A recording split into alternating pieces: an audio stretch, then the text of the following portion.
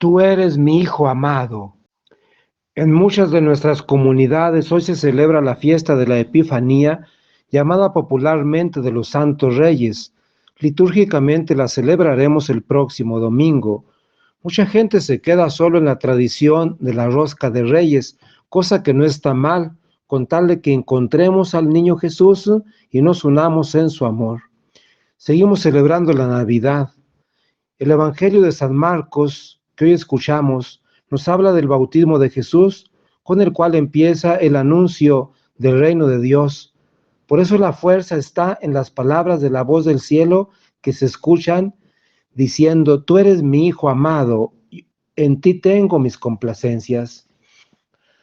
Nosotros también fuimos bautizados por la gracia de Dios, con cuyo sacramento nos hicimos hijos adoptivos del Padre. Pero al hablar del bautismo de Jesús, necesariamente hay que hablar de nuestro bautismo. Y hay que decir que Jesús no necesitaba recibir el bautismo para el perdón de sus pecados. Él fue semejante a nosotros en todo, menos en el pecado. Recibió el bautismo como un acto de solidaridad con el pueblo que estaba llamado a convertirse y cumplir la voluntad de Dios. El bautismo de Jesús es una lección contra la soberbia y el egoísmo, ejemplo de fidelidad a la voluntad de Dios. También nosotros, en nuestro bautismo, hemos sido marcados y puestos bajo la protección del Padre y del Hijo y del Espíritu Santo.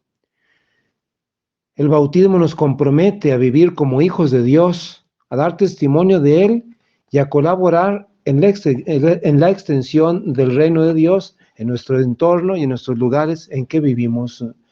Pero es importante preguntarnos cómo estamos viviendo nuestro bautismo. Por ejemplo, ¿por qué nuestro México vive una corrupción tan profunda? La organización Transparencia Internacional publicó su índice de percepción de la corrupción 2013 y ubicó a México en el lugar 106 de 177 naciones, lo que sitúa a nuestro país como uno de los más corruptos del mundo. La presidenta de esta organización señalaba en aquel año a la corrupción como problema mundial que afectaba a todos los pueblos en temas que van desde los permisos y licencias hasta los grandes contratos públicos y el financiamiento de campañas. ¿A qué atribuimos que México sea uno de los países más corruptos? ¿Cuál es el origen de la corrupción y de muchos males que aquejan nuestra sociedad? ¿Por qué pasa esto en México, donde la mayoría de la población se declara o nos decimos católicos?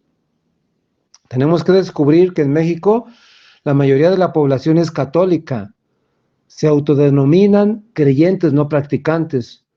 Una pequeña minoría son católicos comprometidos. Otros más solo viven su fe en eventos sociales como bodas, 15 años, primeras comuniones, 3 años, etc. La actual situación de violencia, inseguridad, narcotráfico y corrupción que vive nuestra patria, nuestra población, contrasta mucho con el hecho de ser una nación de mayoría católica. Un sector importante ha recibido el bautismo, realizado la primera comunión, pero no practican ni conocen su fe. Ser bautizado implica mucho más que asistir de vez en cuando a la Santa Misa. Hemos de revisar cómo o qué tipo de cristianos católicos somos. Demos gracias a Dios por nuestro bautismo y pidámosle que por el bautismo busquemos la vida eterna. Recordemos, es importante estar bautizados, pero es más importante vivir como auténticos bautizados.